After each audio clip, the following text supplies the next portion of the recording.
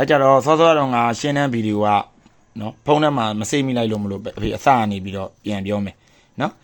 အဲ့ကြတော့သုံးသင်ပညာရှင်းတဲ့အဖေပြောမယ်ယောက်ျားလေးဂုတ်မှာအရဟံပေါက်ရမယ်သုံးသင်မှာအရဟံကိုမိန်းကလေးမှာဂုတ်မှာလုံးဝပေါက်မပေးရဘူးအရဟံမပေါက်ပေးရလို့တခြားသမဘာအစားထိုးလို့ရမလဲဆိုလဲအစားထိုးစရာသမမရှိဘူးဟုတ်ပြီနော်မိန်းကလေးမှာအစားထိုးပေါက်ရမယ်အရဟံနေရာမှာအစားထိုးပေါက်ရမယ်သမမရှိဘူးဟုတ်ပြီနော်အဲ့ကြတော့အဲ့ဒါကိုအဖေတို့က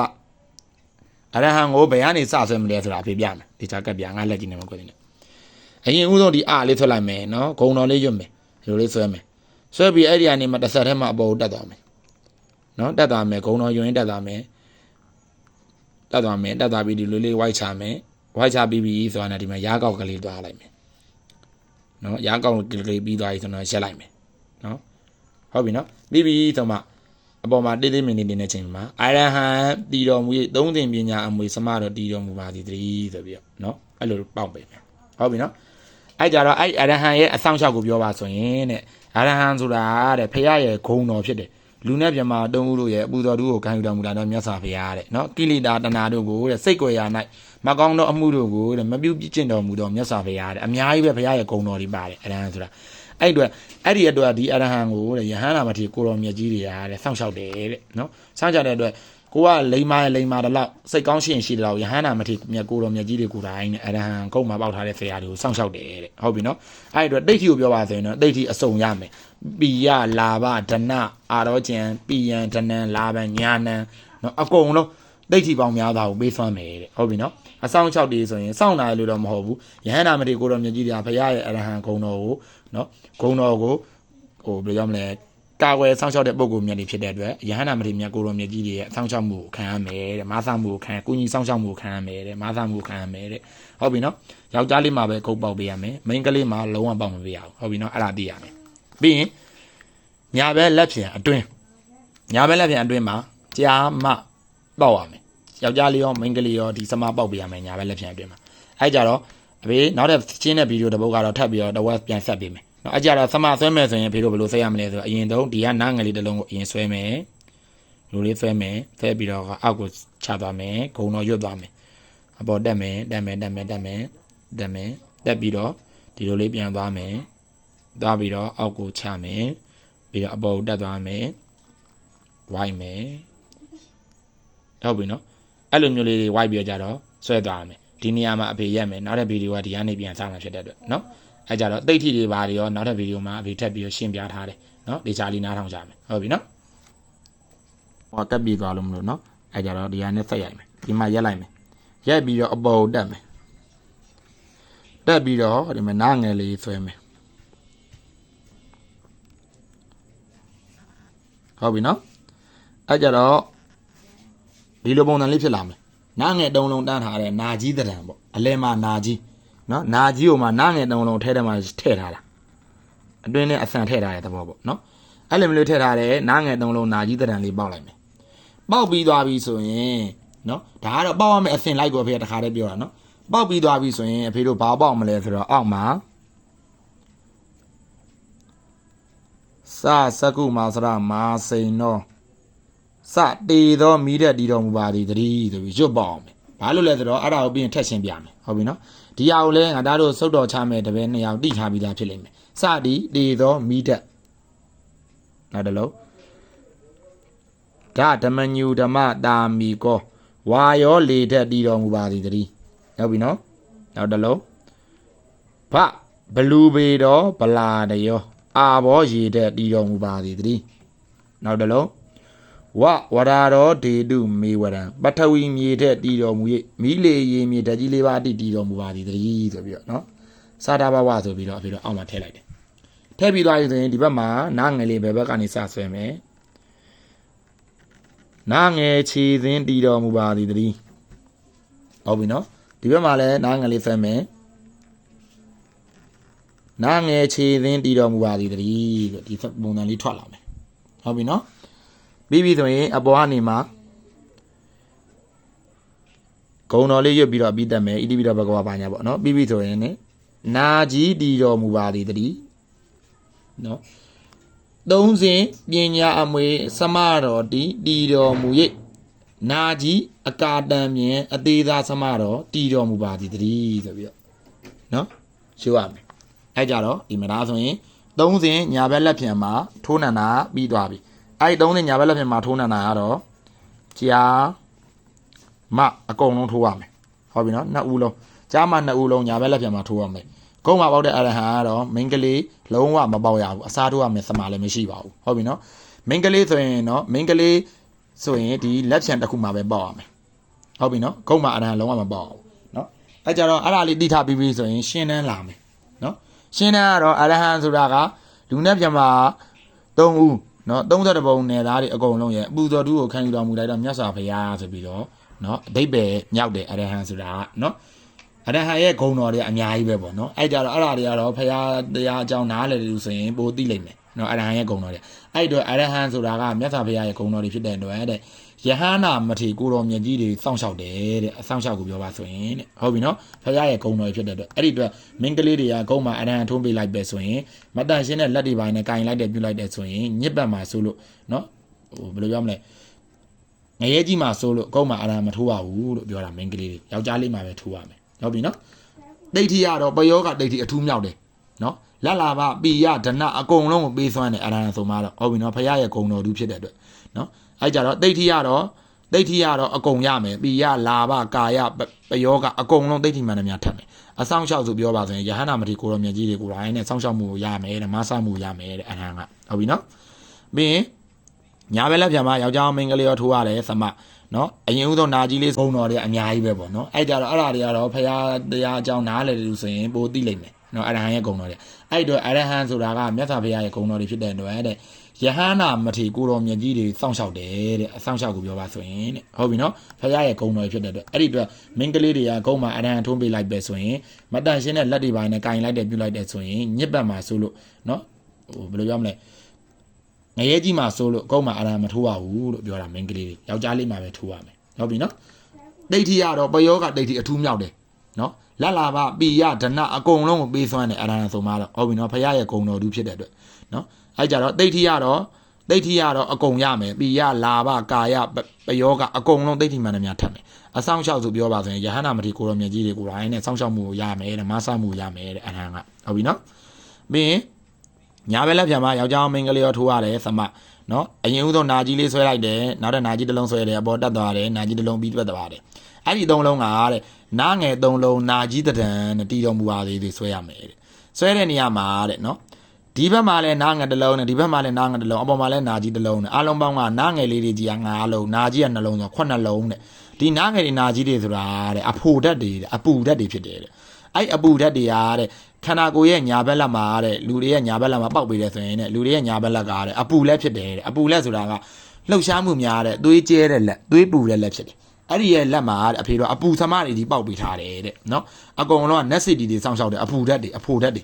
အဲ့ဒီဟာတွေကိုတဲ့ပေါက်ထားလိုက်တဲ့အတွက်တဲ့လူရဲ့32ကောထာတာရဲ့လက်ကလည်းအပူဒီစမာကြီးကလည်းအပူနဲ့တဲ့အားလုံးပေါင်းလိုက်ရင်တဲ့ညာဘက်လက်ကြီးအပူတွေကြီးစုသွားမှာတဲ့အဲ့ဒီအတွက်အပူတွေကြီးမစုအောင်လို့မလို့တဲ့စာဒါဘာဝဆိုတဲ့စမီးတက်ဓာလေတက်ဗရေတက်ဝမြေတက်ဆိုတဲ့မီးလေရေမြေနော်တေဇောဝါယောအာဘောပထဝီဆိုတဲ့မီးလေရေမြေဆိုတဲ့ဓာတ်ကြီးလေးပါးကိုထည့်ပြီးတော့ဖျားလေးစုရဲ့အဟိတ်နဲ့ဓာတ်ကြီးလေးပါးရဲ့အဟိတ်နဲ့တွဲယူပြီးတော့ကြတော့ဒီစမကိုအပူအေးမျှသွားအောင်ပြန်လဲချုပ်လိုက်တယ်လို့သဘောရတယ်နော်အဲ့ဒီတော့ဒီစမရဲ့အပူအေးကလည်းချုပ်သွားမယ်လူတွေရဲ့32ကွက်ထားတာညာဘက်လက်မှာရှိတဲ့အပူတွေလည်းချုပ်ငင်းသွားပြီးအပူအေးမျှသွားမယ်ဟုတ်ပြီနော်ဒါကတော့စမရဲ့ရှင်းတဲ့သဘောဒိဋ္ဌိကိုပြောပါဆိုရင်တော့တဲ့ကိုရန်ပြုတ်တိုက်ခိုက်လာမယ်ပယောကမှန်သမျှမိစ္ဆာမှန်သမျှပယောကမှန်သမျှရန်ပြုတ်တိုက်ခိုက်လာတဲ့ရန်ဆွဲမှန်သမျှကိုတန်ပြန်လွတ်ပေးတယ်တဲ့ကိုကဘာမှပြောစရာမလိုဒီစမရဲ့ဓာတ်ကအဲ့လိုတန်ပြန်လွတ်ပေးတယ်တဲ့နာကြီးအကာတန်ပြန်အသေးစားစမလေးလို့လည်းခေါ်တယ်30စမလို့လည်းခေါ်တယ်ဟုတ်ပြီနော်အဲ့ကြတန်ပြန်အသေးသားလွတ်ပေးတယ်တဲ့ဟုတ်ပြီနော်နာကြီးကြီးလေးကြီးထဲမှာကာကြီးနာကြီးဆိုတဲ့ကြီးလေးကြီးထဲမှာပါတဲ့စလုံးဖြစ်တယ်နော်အဲ့အတွက်ဒိဋ္ဌိကိုပြောပါဆိုရင်တော့တဲ့အကာတန်ပြန်အသေးစားတဲ့မိစ္ဆာမန္တမရရဲ့ရန်ပြုတ်လာတဲ့ဘယောကတိုက်ဆက်တွေကိုတဲ့အပင်းတွေကိုတဲ့တန်ပြန်သူ့ဟာသူအော်တိုလွတ်ပေးတယ်တဲ့ဟုတ်ပြီနော်အဲ့ဒါအောင်မှကိုကသူများကိုမကောင်းကြံနေဆိုလဲကိုတဲ့တန်ပြန်ဖြစ်စေတယ်တဲ့နော်အဲ့အတွက်အဖေတို့ပညာကစိတ်ထားမမှန်မူလားပြန်ကိုသာခံရမိဆိုတာဒီစမတွေရဲ့ဓာတ်တွေနဲ့ကြောင့်ပြောထားခြင်းဖြစ်တယ် ဟုတ်ပြီနော်ကိုကဆရာပေါ်မှာကောင်းတဲ့စိတ်မွေးတယ်ကောင်းတဲ့စိတ်ထားတယ်ဆိုလဲကိုတပည့်တွေမွေးလာရင်တပည့်တွေကကောင်းကျိုးကိုပြန်ပြီးပေးစွမ်းမယ်ဒီလိုအစွမ်းနေရမယ်ကိုကသူများကိုမကောင်းတဲ့စိတ်တွေးမယ်မကောင်းတာကြံမယ်ဆိုလဲကိုကိုမကောင်းတဲ့အဟာတွေပြန်ရောက်မယ်ဒီသဘောတွေရှိဟုတ်ပြီနော်ကောင်းတာလို့ရင်ကောင်းတာလို့တော့တန်ပြန်မယ်မကောင်းတာလို့ရင်မကောင်းတာလို့တော့တန်ပြန်မယ်ဒီသုံးလစမာဟုတ်ပြီနော်အဲ့ကြအဆောင်6တွေပြောပါဆိုရင်နားငယ်တွေနာကြီးတွေဖြစ်တယ်အဖို့ရက်တွေဖြစ်တဲ့တော့အဲ့တဲ့နက်စစ်ဒီနတ်မင်းကြီးတွေကိုယ်တိုင်စောင့်ရှောက်တယ်တဲ့ဟုတ်ပြီနော်ဘယ်ဘက်လာမှာနှစ်စင်းစမမှာပေါ့တဲ့နားငယ်လေးတစ်လုံးမှာတော့မှနတ်မင်းကြီးနက်စစ်ဒီစောင့်ရှောက်ပါတယ်ဆိုမှဒီမှာနားငယ်တွေက9လုံးပါတယ်နာကြီးတွေလည်းပါတယ်အဖို့ရက်မီးတက်တွေအပူတက်တွေဖြစ်တဲ့အတွက်နတ်မင်းနက်စစ်ဒီစောင့်ရှောက်တယ်တဲ့ဟုတ်ပြီနော်ဒိဋ္ဌိကိုပြောပါဆိုရင်တော့ပယောကအတိတ်ထိအထူးမြောက်တယ်တဲ့နော်အဆောင်ရှောက်ဆိုရင်နတ်မင်းတွေနက်စစ်ဒီစောင့်ရှောက်တယ်နော်ဘာအာနိတင်ရှိလဲဆိုရင်ပယောကမိစ္ဆာတိုက်ရန်ပြုတ်တိုက်ခတ်လာတဲ့စက်တွေကိုတံပြန်လွတ်ပေးတယ်တံပြန်အသေးသားလေးလို့ခေါ်တယ်နာကြီးအကာတံပြန်အသေးသားလေးတဲ့ကာပြီးတော့တဲ့ပြန်ပြီးတံပြန်လွတ်ပေးတယ်တဲ့ဟုတ်ပြီနော်အဲ့တော့အဲ့ဒါလေးတွေကိုဒါဆိုရင်30ရဲ့အနေထားလေးကိုသဘောပေါက်မယ်လို့ထင်တယ်နော်အဖေတေချာလေးလိုအပ်တာကိုရှင်းပြပေးပြီနော်မရှင်းတာရှင်းတယ်ပြန်မေးလို့ရတယ်နော်ကဲဒါကတော့30ရှင်းနေဖြစ်တယ်ဟုတ်ပြီနော်အဲ့ကြတော့ပေါက်စမတွေအကြောင်းကိုသိပြီးပြီနော်ရုပ်စမတွေပေါ့ဒါတွေကရုပ်စမတွေအကြောင်းကိုသိပြီးသွားပြီဆိုရင်ဝင်းထဲမှာတောက်ရမယ်နန်စမကတော့အဖေသင်ပေးနေကြဖျားငါးသူဇေဒီပုံတော်စမကို30ဖြစ်တဲ့အတွက်3သူတိုက်ရမယ်3သူတိုက်ရမယ်အတွက်189စာ2ခွန်တဘာချ45ဝါက36တဲ့ဖြစ်တဲ့အတွက်ဝါစာဓာဆိုတဲ့ဇေဒီ3သူတိုက်ရမယ်ဒါအထက်မှာဇေဒီအဖေဆက်မပြတော့လားဟုတ်ပြီနော်ဇေဒီ3သူအဲ့လိုအစင်လိုက်လေးတောက်ရမယ်တိုက်ရမယ်ဟုတ်ပြီနော်ကဲဒါဆိုရင်ပေါက်စမမိန်းကလေးတွေမထိုးရမယ့်အရာယောက်ျားလေးတွေမိန်းကလေးရောထိုးရမယ့်အရာတိတ်ထီတွေအဆောင်တွေနော်ဓာတ်သဘောတွေနော်ဒါဆိုရင်စမရဲ့အနေထားဘာကြောင့်ပေါက်ရတယ်ဆိုတာကြီးအကုန်လုံးသိသွားမယ်တင်တယ်တောက်စမတွေကလည်းဘလို့တောက်ရမယ်ဘလို့တိုက်ရမယ်ဘလို့မျိုးဆွဲရမယ်ဆိုတာလည်းဒါဆိုသိသွားပြီထင်တယ်နော်အဲ့ကြ3သင်စမရှင်းတာတော့ဒါပဲ4သင်စမရှင်းတယ်ထပ်လာမယ်နော်ကဲယခုထပ်ပြီးတော့4သင်ပညာပြီးတယ်ရှင်းတယ်ပြောမယ်နော်4သင်မှာဆိုရင်အဖေတို့သိထားမှာကဘယ်လက်ဖြံမှာမေးရဒီဘက်ကဗျ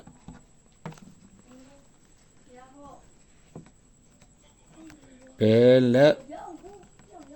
ဖြံအတွင်းဟုတ်ပြီနော်ဘယ်လက်ဖြံအတွင်းအဖေလက်လို့ဆိုရင်ဒီမှာဒီဘက်ဘယ်ဘက်လက်ခုနကပြောလို့လိုပဲလမ်းနှလုံးအကွာအဝေးဖြစ်ရမယ်လမ်းနှလုံးအကွာအဝေးနာမှာဖြစ်ရမယ်ဟုတ်ပြီနော်ဒီနားဖြစ်ရမယ်ဒီအကွေးထဲမှာမပါရဘူးဟုတ်ပြီနော်ဒီနားမှာသမတဆူစာခြံထားရမယ်ဟုတ်ပြီနော်အဲ့ကြတော့ဘယ်ဘက်လက်ဖြံအတွင်းမှာအဖေတို့သမပေးရမယ်မိန်းကလေးယောက်ျားလေးတူတူပဲအေးအဲ့ဒါအောင်မှနောက်တစ်ခုကကြဘာပါလေးလဲဆိုတော့ညာလက်ဖွာညာလက်ဖွာအတွင်းပေါ့နော်ဖွာဆိုရင်တော့အတွင်းမယ်ဆိုတာလူတိုင်းသိတယ်ဒါပေမဲ့သိကြအောင်လို့အဖေကဒီစာပြောပြလိုက်တာအတွင်းအဲ့ကြတော့ဘယ်ဘက်လက်ပြမှာသမတစုပေါက်တယ်4သင်ပညာမှာညာဘက်လက်ဘွားမှာအတွင်းမှာသမတစုပေါက်တယ်အဲ့နေရာမှာညာဘက်လက်ဘွားအတွင်းမှာပေါက်ရမယ်သမကကြားပေါက်ရမယ်နော်ကြားပေါက်ရမယ်မပေါက်ရဘူးဟုတ်ပြီနော်မပေါက်ရပါဘူးဟုတ်ပြီနော်မပေါက်မဲ့နေရာသမကိုပြောမယ်နော်ကြားသမဒါကြားသမပါနော်ကြားသမဆိုရင်တော့ဗာလဲဆိုတော့အဖေတို့စက်ကြဖြစ်တယ်ဘိုးတော်စက်ကြမင်းရဲ့ဂိုင်းလန်စက်ကြဖြစ်တယ်သမပေါက်တဲ့နေရာကလည်းအစင်လိုက်ရှိရနော်ဒ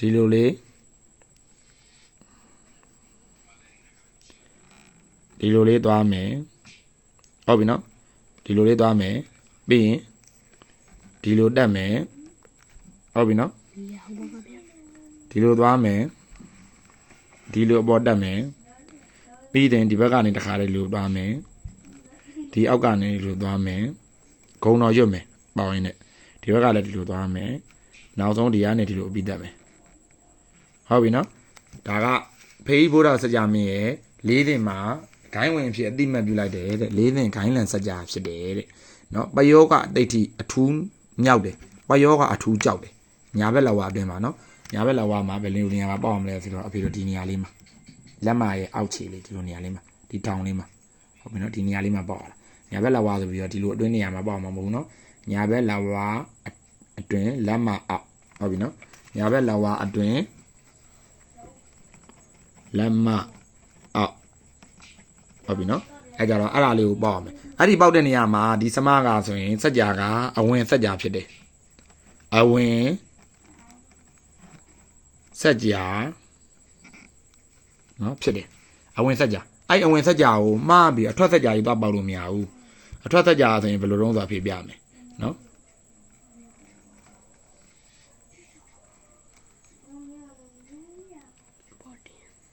ဟုတ်တယ်မဟုတ်လို့ကအထွက်ဆက်ကြာပြမယ်နော်ထွက်ဆက်ကြာတော့ပြောမှစန့်ကျင်ပေါ့ကွာဒီလိုမျိုးစန့်ကျင်ပဲ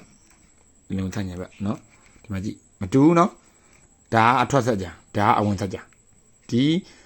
ဆက်ကြာရဲ့ဒီအကုတ်ကလေးတွေကအတွင်းကိုဝယူနေတာဒီအကုတ်ကလေးတွေကအပြင်ကိုထုတ်နေတာဟုတ်ပြီနော်အဲ့တော့မတူဘူးဒါအဝင်ဆက်ကြာလို့ခေါ်တယ်အဲ့အဝင်ဆက်ကြာစမာကိုပြီးတော့ညာရဲ့ကုတ်ပြီးယူတဲ့သဘောအဝင်ဆက်ကြာစမာပေါ့အောင်မယ်ဒီလိုဆက်ကြာမပေါ့အောင်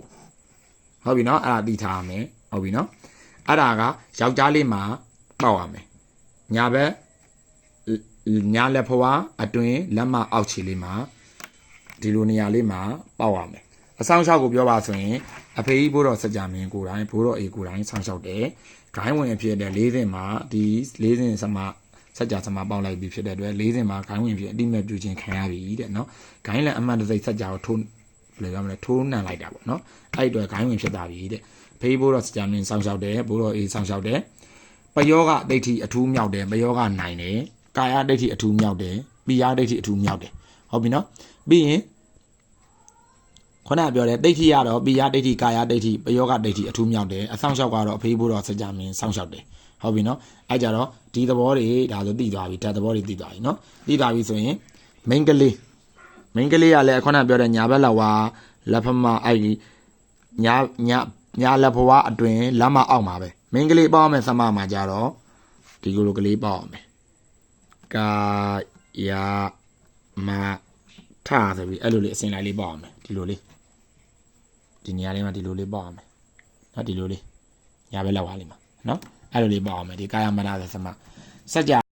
တိရှိကိုစာနှစ်ခွန်ဒါဘာကြလေးငါဝါက3ချောက်ဆိုတော့ဘာ4သင်းနဲ့5သင်းနဲ့မှာဘာစမယ်ဆိုတော့ဘာဝါစာဒါဓမ္မညုဓမ္မတာကောဘာဝါစာတာဆိုတဲ့အောက်ကနေစလုံးလေးလုံးထည့်ပြီးတော့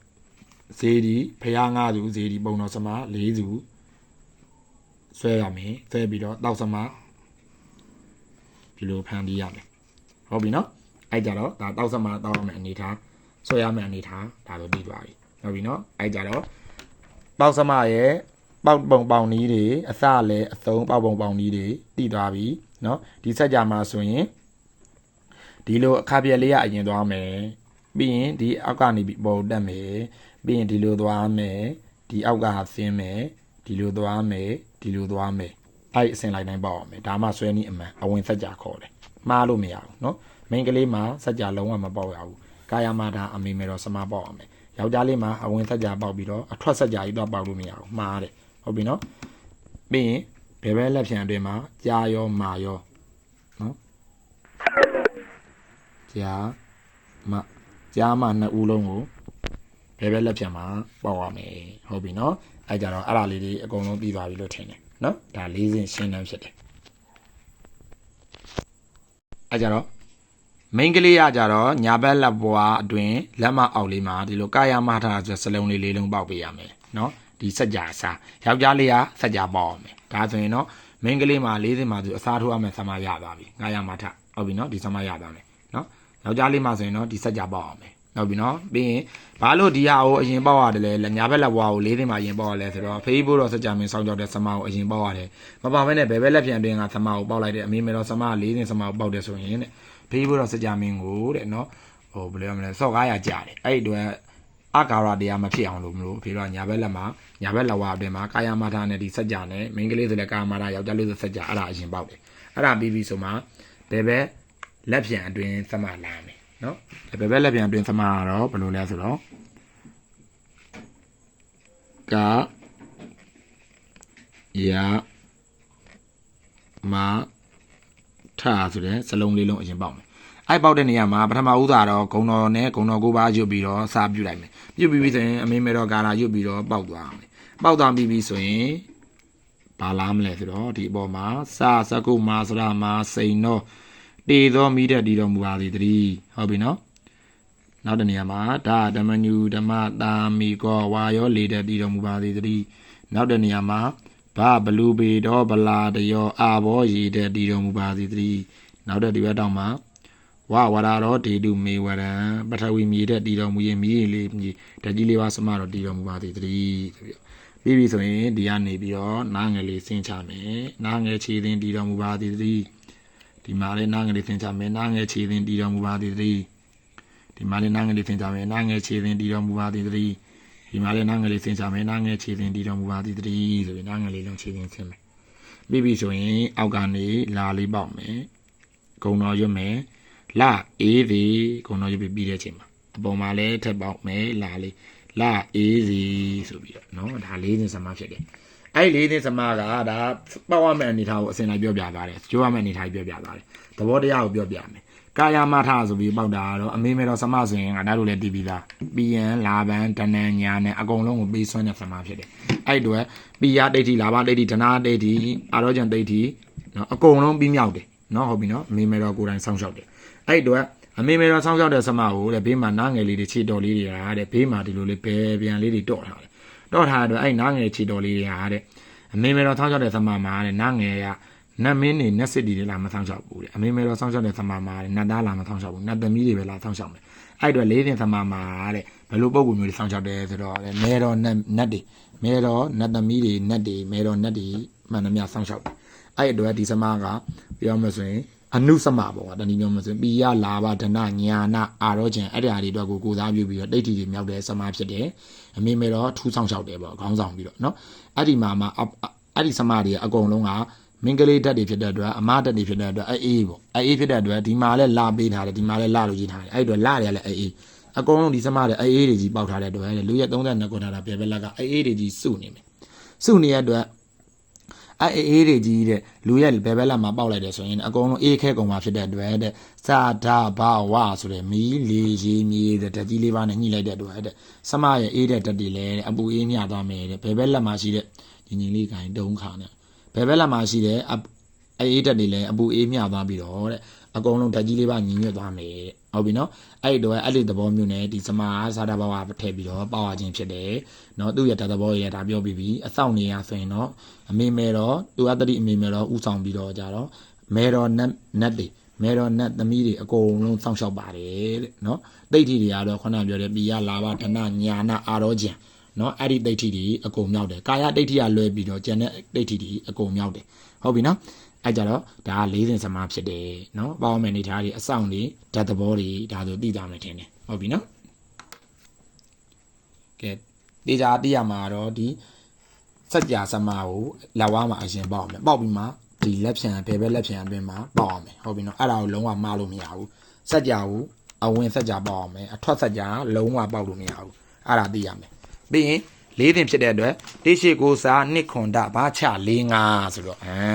့ဘာချ၄၅ဆိုတော့ဘာလက်ချက်ကနေစာမယ်နော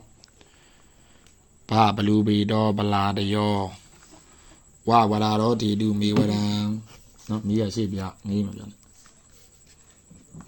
စာစကုမာစရမာစိန်တော့နောက်ထပ်၅စင်စမပညာရှင်းတယ်ပြောမယ်50မှာဆိုရင်အဖေတို့နော်ပူးကောင်းမှာဖယား၅စုဇေဒီပုံတော်စမကိုယခုလိုအပြည့်ဆွဲပြီးတော့ပူးကောင်းရဲ့ဒီနယ်ရိပ်မှာပေါက်ရမယ်နော်အပြည့်ပေါက်ရမယ်စာတွေကိုလည်းအတွင်းထဲမှာတန်ကုန်ပါမရဆိုပြီးစာအပြည့်ထည့်ရမယ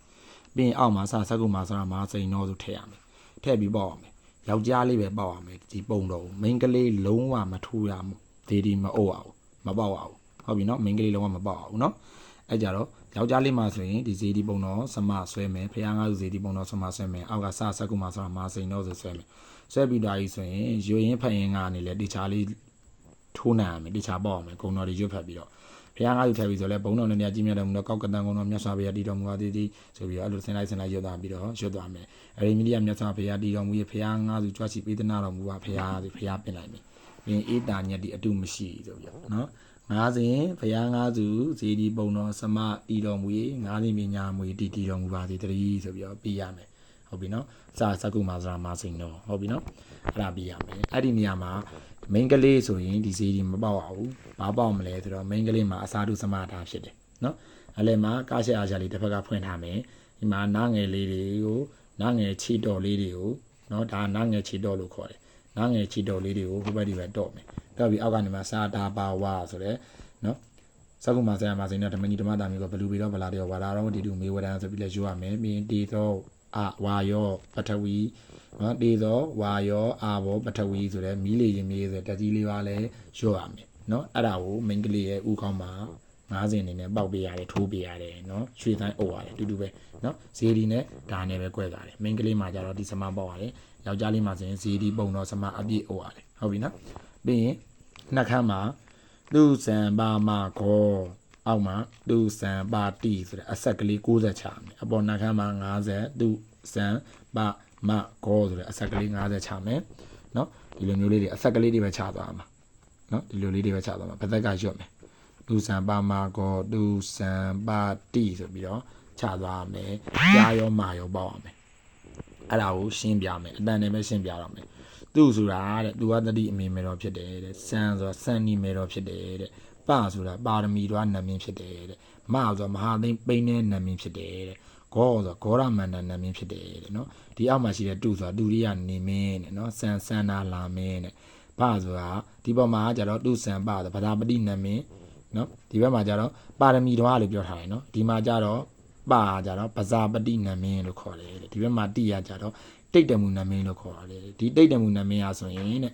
မြမဘုံ20မှာတဲ့မြမကြီးတွေထဲမှာအကြီးဆုံးနမင်းဖြစ်တယ်တဲ့မြမဘုံ20ထဲမှာစောင့်ရှောက်တဲ့မြမဘုံကြီးမှာရှိတဲ့မြမကြီးအကြီးဖြစ်တယ်မြမအကြီးဆုံးမြမကြီးဖြစ်တယ်တဲ့တိတ်တမှုနမင်းဆိုတာနော်အဲ့ဒီနေရာမှာအဖေထက်ပြီးတိအောင်ပြောမယ်ဆိုရင်တော့ဒီမဟာပိန်းနဲ့ဆိုတဲ့ဟာကြတော့အဖေတို့အိန္ဒိယစကားတွေမှာကြည့်ရတယ်စင်နာမောင်းလေးနဲ့နတ်ဖျားကိုပြောတာအရှင်ဒီဝရဲ့ဒါတော့နော်အရှင်ဒီဝရဲ့သားတော့နှာမောင်းလေးနဲ့နတ်မင်းဖြစ်တယ်ဗြဟ္မာပဲသူကလည်းဖေတို့ဗုဒ္ဓဘာသာရဲ့ကျမ်းဂန်အယူတွေမှာဆိုရင်မဟာပိန်းနဲ့နတ်ကဗြဟ္မာကြီးပဲဗြဟ္မာကြီးပဲတရားမင်းနဲ့သူကအလောင်းကြီးသားကြီးထက်တဲ့နေရာမှာရှုံသွားပြီးတော့သူဦးကောင်းကိုဖျက်ပြီးတော့သူက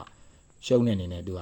လောင်းကြီးအနေနဲ့ပေးလိုက်တဲ့အတွက်တရားမင်းကနေပြီးတော့ဦးကောင်းမရှိတဲ့ဗြဟ္မာကြီးမတင်တယ်လို့ဆိုပြီးတော့တဲ့စင်ကြီးတကောင်ရဲ့တဲ့ဦးကောင်းကိုဖျက်ပြီးတော့တဲ့ဗြဟ္မာခန္ဓာကိုယ်မှာတက်ပေးလိုက်တာတဲ့အဲ့မှာစင်ဦးကောင်းတဲ့ဗြဟ္မာကြီးမဟာပိန်းနဲ့ဗြဟ္မာကြီးဆိုပြီးတော့တဲ့ဖြစ်သွားတာတဲ့နော်အဲ့ကြတော့ကျန်တဲ့နာမည်တွေကတော့ဒါကိုယ့်အကိုထပ်ပြီးတော့လေ့လာကြပါဒါအဖေတိထားတဲ့လောက်ကိုပြောပြပေးတာအဲ့ကြတော့သူစံပါမကောသူစံပတိဆိုတဲ့နာမည်ကြီးကိုဦးတဲ့အဆောင်အပ်ပေးလိုက်တယ်တဲ့နော်နှက်ခမ်းမှာတဲ့နော်စောင့်ရှောက်အောင်ပေါက်ပေးလိုက်တယ်အဲ့ဒီအတွက်တဲ့ကလားနတ်ဖရာအိန္ဒိယနတ်ဖရာတွေဖြစ်တယ်တဲ့အဲ့ဒီအတွက်တဲ့ဝါသားမဆိုင်ရင်ပို့ပြီးအာနာတဲ့ထက်တယ်တဲ့နော်အဖေရဲ့အဖေဆရာမင်းတို့ရဲ့အဖိုးကလည်းမှားထားဘူးတဲ့နော်ဒါပေမဲ့အဖေတို့လည်းစားတယ်မင်းတို့အဖိုးလည်းစားတယ်နော်မစားလို့တော့ပိုကောင်းတယ်စားတော့လည်းဘာမှတော့မရှိဘူးအဓိကတစ်စားထဲမှာအမဲသားကျွဲသားလို့ပဲပါတယ်အတွက်အမဲသားကျွဲသားကိုပဲမစားဖို့အဓိကပဲဟုတ်ပြီနော်အဲ့ဒါတည်သွားမယ်ဇေဒီရဲ့စမရှင်းတန်းပဲပြောမယ်ဆိုရင်တော့ဂုံတော်တွေရန်ထားတယ်ထဲထဲမှာဖျားငါးစီပါတယ်အေတာညက်တိဆိုမှအတုမရှိဆိုမှတော့သိဋ္ဌိပေါင်းများစွာကိုရမယ်တဲ့နော်သိဋ္ဌိ10ပါးမတောင်းမတာပြီးပြည့်စုံတယ်တဲ့ဟုတ်ပြီနော်တစ်ဆင့်မှာဥကောင်းမှာဒိဋ္ဌိတန်ကုန်ပါမရဆိုအဆက်ကလေး90ချတာဟိုက10ပါးတော့ဒိဋ္ဌိပြည့်သေးသူရွယ်ချက်နဲ့ပေးရဆိုမှတော့ဒီမှာဇေဒီပုံတော်ကြီးအပြည့်ပေါက်လိုက်တဲ့အတွက်ကိုက90မှာတာမန်လူနဲ့လုံးဝမတူခြားနာပြီးတော့ကွဲပြားသွားပြီးတော့ဘုံအာနာသက်ထက်မြက်တဲ့ဆရာတက်စုဖြစ်သွားမယ်90မှာနော်အဲ့တော့90ကအရေးကြီးဆုံးအဲ့ကြတော့ယောက်ျားလေးမှာပေါက်တဲ့ဇေဒီသမားရဲ့ဓာတ်သဘောလိုပဲမိန်းကလေးမှာပေါက်တဲ့ဓာတ်သဘောကလည်းဒီလိုပဲမိန်းကလေးမှာကြတော့ဒီမဲ့တစ်ဖက်ကအပွင့်တစ်ဖက်ကအပိတ်ပိယကာယဓာတ်ကိုသွားတယ်ပြီးရင်ဒီမဲ့နားငယ်လေးတော့ထားတဲ့အတွက်သူကမဲတော်နတ်သမီးဆောင်းလျှောက်တယ်ပေါ့မဲတော်နတ်တွေဆောင်းလျှောက်တယ်ပေါ့အောက်မှာစာတာဘဝဆိုတာကနော်ဖရာလေးတွေအဟိတကိုလည်းယူထားတယ်ပြီးရင်မီးလေရင်မြေဓာတ်ကြီးလေးပါရဲ့အဟိတကိုလည်းယူထားတယ်မိန်းကလေးတွေကပထဝီတေသောအဘဝရဲ့ဓာတ်ကြီးလေးပါညီညွတ်နေဖို့လိုတယ်သွေးလေးမတန်တာတွေဓာတ်ကြီးလေးပါဖောက်ပြန်တာတွေဖြစ်ပြီးတော့မိန်းကလေးတဘာဝမီးရဲ့ယောဂတွေပါတွေဖြစ်မှာဆိုလို့ဓာတ်ကြီးလေးပါနဲ့ညီညွတ်ပြီးတော့ထည့်ပြီးတော့ဒီဥကောင်းမှာပေါက်ပြီးတဲ့သမားဖြစ်တယ်ဟုတ်ပြီနော်မိန်းကလေးရောယောက်ျားလေးရောတော့နှက်ခမ်းမှာတုဆံပါမှာကောတုဆံပတိဆိုပြီးတော့နာမည်ကြီးကိုဦးလို့အပ်ပေးရမယ်ဟုတ်ပြီနော်အဲကြတော့ဒီဆမရဲ့ဇွမ်းနေတိတ်ထီရေအဆောင်လျှောက်တွေအဆောင်လျှောက်ဆိုမှတော့ဒါကတော့အဆောင်လျှောက်လို့ပြောနေကြမလို့တော့တန်ကုန်ပါမရဖျားငါးစုပါမှာတော့ဝိဇ္ဇာ8000ဆရာအပေါင်းအကုန်ဆောင်လျှောက်နေတဲ့ဝိဇ္ဇာတွေနာမည်တွေနတ်စစ်တွေအကုန်မှန်သမျှဆောင်လျှောက်မယ်ဟုတ်ပြီနော်အဆောင်လျှောက်ကိုတော့ထွေထူးပြောနေကြမလို့တော့နော်အဆောင်လျှောက်ပေါင်းများတာဆောင်လျှောက်မယ်90မှာတော့ဟုတ်ပြီနော်အဆောင်လျှောက်ပေါင်းများတာဆောင်လျှောက်မယ်ဖျားရဲ့အဟိတ်တက်တွေဥကောင်းမှာရောက်သွားတဲ့အတွက်တာမန်လူထက်ကတမှုထူးကြတယ်လူတအူလူလူလူစံတအူဖြစ်သွားမယ်ဟုတ်ပြီနော် ဘင်းတူဆန်ပါမကိုတူဆန်ပါတီဆိုတဲ့နာမည်ကြီးကိုနှခါမှာပေါက်ပတဲ့အတွက်ကိုယ့်ရဲ့ဆရာတွေရဲ့ဗသက်ကပြောတိုင်းဆိုလောက်တိုင်းဖြစ်တယ်ကိုကတစ်ဖက်လူကိုကမကောင်းတဲ့အရာပေါ့ဆိုင်ကယ်တည်းကိုရှေ့ကနေစီးသွားတယ်ဒုံစီးသွားတယ်အဲ့နေရာမှာကိုကဒီဆိုင်ကယ်လိမ့်မောင်းသွားတော့ကွာလမ်းမှာတိုက်သေးအောင်မတို့ဘာတို့ဒါမျိုးတွေမပြောရဘူးသူများတစ်ဖက်တာဒုက္ခရောက်မယ်နစ်နာမယ်တခါမျိုးတွေတက်နိုင်တော့ထင်ရမယ်အဲ့လိုကိုဘက်ကပြောလိုက်တဲ့အချိန်မှာတစ်ဖက်လူကကန်နေနေရဲဆိုရင်အဲ့ဆိုင်ကယ်မောင်းသွားရတဲ့တကယ် accident ဖြစ်သွားတယ်တကယ်သေသွားနိုင်တယ်နော်ဒါမျိုးတွေပေါ့ကိုယ့်ရဲ့အာနာသက်ကထက်နေတဲ့အချိန်တွေမှာဆိုရင်နော်အဖေဆိုကြုံငယ်ဘူးတဲ့အဲ့လိုမျိုးတွေဖြစ်ခဲ့ဘူးတဲ့အဲ့အတွက်အဖေသားသမီးတွေလည်းကိုနှုတ်ကနေတစ်ဖက်လူကိုတခုခုပြောမိဆိုမိတာဆိုရင်ဖက်မဖြစ်တကယ်မဖြစ်ပါသေးနဲ့မတော်လို့ပြောမိတာပါတကယ်မဖြစ်ပါသေးနဲ့ကျမ်းမာပါသေးချမ်းသာပါသေးအတွက်ပြန်ပြီးတော့ဖြည့်ပြီးတော့မြေတားပြန်ပို့ရမယ်ဟုတ်ပြီနော်အဲ့ကြအဲ့အကြောင်းအရာတွေကိုဒါစုံရင်အဖေထက်ပြီးတော့ကာနာရှင်းပြပေးမယ်အဖေကိုတွေ့တယ်ဟုတ်ပြီနော်အဲ့ကြတော့အဲ့ဒါလေးသိထားမယ်နော်သိထားပြီးဆိုရင်မင်းတူဆန်ပါမှာကိုတူဆန်ပတိဆိုတဲ့ခုနရှင်းပြတဲ့နာမည်လေးတွေကိုချရေးပြီးတော့တခြားမှတ်ထားရမယ်။နောက်လာနောက်သားကိုသားသမီးတွေကိုတပည့်တွေကိုပြောပြနိုင်ရမယ်။ဟုတ်ပြီနော်။ဒါကတော့ပေါက်စမပြီးသွားပြီ။အဲ့ဒီနေရာမှာပြောချင်တာတခုက90မှာဆိုရင်အဓိကထားမှာကစမမပေါက်ခင်တောက်စမကိုအရင်တိုက်ရပါတယ်90မှာနော်။တောက်စမမှာဆိုရင်တော့တိချေကိုသာနှစ်ကွန်တာဘာချ45ဆိုတော့90မှာဘာစားတယ်ဘာဝါစာတာဘာဆိုတဲ့5စုစီး5စုတွဲရလေနော်ဇေဒီ5စုဒီလိုဇေဒီ5စုနော်ဇေဒီတွေကတော့ဒီအပေါ်မှာအဖေမဆွဲတော့ဘူးကြာနေမှာဆိုလို့ဒီလိုဇေဒီတွေပဲဟုတ်ပြီနော်5စုအဲ့ကြတော့90စမဇေဒီကိုနော်နန်းစမကိုအရင်တိုက်ရတယ်တိုက်ပြီးစမရုပ်စမတွေကို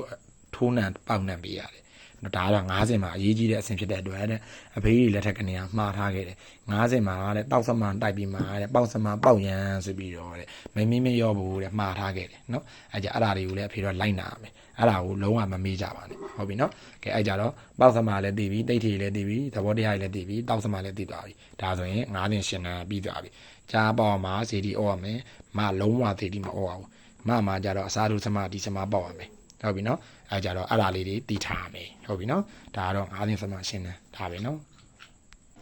ကဲတစ်သက်တဲ့6ဆင့်ပညာရှင်းလမ်းမှာတခါတည်းပြောပြမယ်နော်6ဆင့်မှာဆိုရင်ဘာတွေခွာချသွားပြီဆိုလဲဆိုတော့6ဆင့်မှာဆိုရင်ယောက်ျားလေးကြားညာလက်မောင်းအပြင်ဆိုပြီးတော့6ဆင့်မှာပေါက်အောင်မယ်နော်ညာလက်မောင်းအပြင်ညာလက်မောင်းရဲ့အလယ်မှာပေါ့နော်ဒါပေါက်ဖူးတဲ့သားတစ်ပည့်တွေတော့သိနိုင်မယ်နော်ညာလက်မောင်းရဲ့အလယ်မှာနော်ပေါက်ရမယ်နော်လာပြမယ်လားဒီလားထိုင်လိုက်လက်မောင်းမလိုက်လက်မောင်းမလိုက်အာပြီဒီလက်ပြကွေးလိုက်လက်ကဒီမယ်ညာလက်မောင်းအပြင်ဆိုရင်ဒီလိုလက်မောင်းအုံမှာမပေါက်ဘူးဒီနေရာမှာပေါက်ရမယ်အလဲမှာဟုတ်ပြီနော်အဲ့နေရာမှာပေါက်ရမယ်အဲ့ကြတော့ညာလက်မောင်းအပြင်ဘာလို့အဲ့မှာပေါက်ရလဲဆိုတော့ဒီမှာဘာလို့ပေါက်ရလဲဆိုတော့ဒီလက်မောင်းအုံမှာပေါက်ပြီးတိတ်ထိစမာတွေရှိသေးတယ်အဲ့တော့ဒီမှာမပေါက်ဒီနေရာမှာပေါက်ရမယ်ဟုတ်ပြီနော်အဲ့ကြတော့အဲ့နေရာမှာယောက်ျားလေးညာလက်မောင်းအပြင်မှာဒီစမာပေါက်တယ်သမရဲ့သဘောတရားကတော့အကုန်လုံးလည်းသိပြီးသားဖြစ်တယ်လာကြီးတန်ပြန်ဖြစ်တယ်နော်အောက်မှာလည်းစာရဘောက်ကမီးလေရီမီဓာတ်တွေပါတယ်ဒီမှာလည်းအတာတလင်းကြီးတရားမင်းဆောင်ကြောတဲ့စမပါတယ်ဒီမှာလည်းထဝင်ပဲပြီးတော့စမရဲ့ဓာတ်သဘောတစ်ခုပါတယ်သမ6ခုနဲ့မှမပါရင်ပဲစမကွင်30နဲ့မှပါတယ်ဒီထဝင်ပဲလေးရနော်အဲ့ကြတော့လာကြီးပုံလေးပါတယ်တန်ပြန်နေပါတယ်အတွင်းထဲမှာအင်္ဂနန်းနေပါတယ်အဲ့အတွက်ဒီစမကဘာဓာတ်ကိုရောက်တယ်လဲဆိုတာအကုန်လုံးလည်းသိပြီးသားဖြစ်တယ်နော်တန်ပြန်ဖြစ်တယ်နော်တန်ပြန်ဓာတ်ရောက်တယ်အဲ့တန်ပြန်ဓာတ်ကနောက်ထပ်ဘာကိုထပ်ပြီးတော့ကိုစားပြုလဲဆိုတော့အဖေတို့ဒီစမကိုအဖေတို့ကြီးပြားပေါ်မှာကညစ်တန်နဲ့ဆွဲပြီးအိမ်ပေါ်ဝါတွေမှာကတ်ထားလဲဆိုရင်အိမ်ချမ်းမီအတိုက်ခိုက်အန်နေရတောင်ကင်းနေဆိုပြီးတော့အဖေပြောထားတယ်အဲ့ဒီအိမ်ချမ်းမီအတိုက်ခိုက်ရှင်တဲ့စမလည်းဖြစ်တယ်အဲ့တွေဆရာတွေရဲ့လက်မောင်းမှာအဲ့ဒီစမပေါက်ထားတဲ့6ဆင့်ဆရာတွေသွားတဲ့နေရာမှာအဲ့ဒီဆရာတွေတဲခိုတဲ့အိမ်ကိုဘာပြောကဘာအနောက်ချက်မှာလုံးလို့မရဘူးဟုတ်ပြီနော်အဲ့ဒီတိတ်ထီတွေရောက်တယ်ဆရာတော့တယောက်ရှိတဲ့အိမ်အဲ့ဆရာတယောက်ရှိတဲ့အိမ်အဲ့ဆရာရင်မှာမဟုတ်ဘဲနဲ့အဲ့ဆရာနေထိုင်တဲ့အိမ်ချမ်းမျိုးပါဘာပြောကအနောက်ချက်တိုက်ခိုက်မှာလုံးလို့မရဘူးเนาะအဲ့လိုမျိုးရဲ့အစွမ်းတိတ်ထီကိုရတယ်เนาะဓာတ်တရားတော့ပြောမှသိရင်ဖယားကမောက်ကလူ24တော့ဖယားတရားတန်ကားတို့ပြည့်စေကဗုဒ္ဓတို့အဲ့ဒီရဲ့ဓာတ်တွေပါတဲ့အတွက်တိတ်ထီတွေကတော့အများကြီးပဲအကုန်လုံးတိတ်ထီ10ပါအကုန်လုံးပါတယ်เนาะအောက်မှာလဲသာရဘဝဖယားလေးသူနဲ့မီးလေရင်မြေဆိုဓာတ်ကြီးလေးပါထည့်ရတယ်ဟုတ်ပြီเนาะအဲ့ကြတော့ဒါ6ဆင့်ပညာဖြစ်တယ်အဆောင်နေရတော့လဲဝိဇ္ဇာတွေရောနတ်မင်းတွေနတ်စစ်တွေအကုန်လုံးမှန်သမျှစောင့်ရှောက်တယ်အကုန်လုံးစောင့်ရှောက်တယ်ဟုတ်ပြီเนาะအဲ့ကြဒီမှာလဲတန်ပြန်ပါတယ်เนาะဟုတ်ပြီเนาะအိမ်ချမ်းမီအန်နေရကင်းတယ်ကိုရောက်တဲ့နေရာမှာအိမ်ချမ်းမီတွေအကုန်လုံးကြုံမယ်ပေါ့ဟုတ်ပြီနော်ကြားလက်မောင်းပေါက်ပေးရတယ်အဲ့နေရာမှာမှတ်ချက်အနေနဲ့ပြောချင်တာကကျိုးဆရာတွေကပြောကြလိမ့်မယ်မိန်းကလေးတွေက90မှာပဲပြီးသွားပြီမိန်းကလေးတွေ90ပဲပေးရတယ်ကျန်တဲ့ဆင့်တွေမပေးရဘူးလို့ပြောတယ်တကယ်တမ်းကျမဟုတ်ဘူးအမတန်တော်တော်တက်တော်ကြိုးစားတော့နော် စူးစားတော့ဂိုင်းလုပ်ငန်းတွေမတရားလုပ်တော့သမီးတစ်ဖက်တွေဆိုရင်6စင်ထိပေးလို့ရတယ်ပေးတဲ့နေရာမှာအဖေတို့တင့်တော်ကြီးမတင့်တော်ကြီးစဉ်းစားထားတဲ့အတွက်နော်6စင်မှာ6စင်ထိမင်းကလေးပေးမယ်ဆိုရှေ့မှာပေးပြောသွားတယ်တစ်စင်ကနေ9စင်ထိမပေါအောင်မဲ့စမားတွေမပေါအောင်ပေါအောင်မဲ့စမားတွေပေါအောင်မယ်နော်ပြီးရင်6စင်မှာလည်းညာဘက်လက်မောင်မှာဒီစမားပေါက်ပေးလို့ရတယ်မင်းကလေးမှာဟုတ်ပြီနော်ပေါက်ပေးရမယ်ပေါက်ပြီးတော့ကြတော့တောက်စမား6စင်တောက်စမားတိုက်ရမယ်ဟုတ်ပြီနော်ဒါမင်းကလေးမှာယောက်ျားလေးမှာလည်းဒီတောက်စမားတိုက်ရမယ်နော်တိရှိကိုသာနှစ်ကွန်ဒါဘာချလင်ကဝါက36ဖြစ်တဲ့အတွက်ဝါစာဒါဘာဝါစာဆိုတဲ့ဇီဒီ6စုတိုက်ရမယ်ဟုတ်ပြီနော်ဇီဒီ6စုဒီလိုမျိုးတိုက်ရမယ်နော်ဒါဇီဒီဆွဲထားတဲ့ဒါမိုင်းငါသက်ကူသဘောမျိုးမျက်စိတည်းမြင်အောင်ပြလိုက်တာဟုတ်ပြီနော်ဒီလိုမျိုး6စုတန်းလိုက်လေးတိုက်အောင်တိုက်ရမယ်အဲကြောင့်အမတန်တော်တော့တက်တော့စူးစားတော့မင်းကလေးဆိုရင်လည်း6ဆင့်မှာညာဘက်လာမှာပေါက်ပေးပြီးတော့6ဆင့်ပညာပေးလို့ရတယ်တောက်စမှတိုက်ရမယ်ဟုတ်ပြီနော်တော်တော်တက်နေတဲ့စူးစားနေတဲ့တမိတစ်ပိတ်မှာပေးရမယ်ဟုတ်ပြီနော်ယောက်ျားလေးမှာဆိုရင်တော့ဒီစမပဲပေါက်ရမယ်တောက်စမှ6စုတိုက်ရမယ်ညာဘက်လက်မောင်းမှာဟုတ်ပြီနော်အပြင်အလဲကောင်းမှာနော်ဒါဆိုသိပြီနော်တိတ်ထီတွေကတော့တိတ်ကြီးဆယ်ပါအကုန်ပြည့်စုံတယ်အဆောင်နေရတော့အကုန်ဆောင်းချောင်းတယ်ဝိဇာတွေနော်ဝိဇာတွေရဟန္တာမထေမြကြီးတွေနော်ပြီးရင် net city တွေ net main တွေအကုန်လုံးမှန်သမျှဆောင်းချောက်တယ်ဟုတ်ပြီနော်အဲကြတော့ဒါ60ရှင်နဲ့ဒါပဲနော်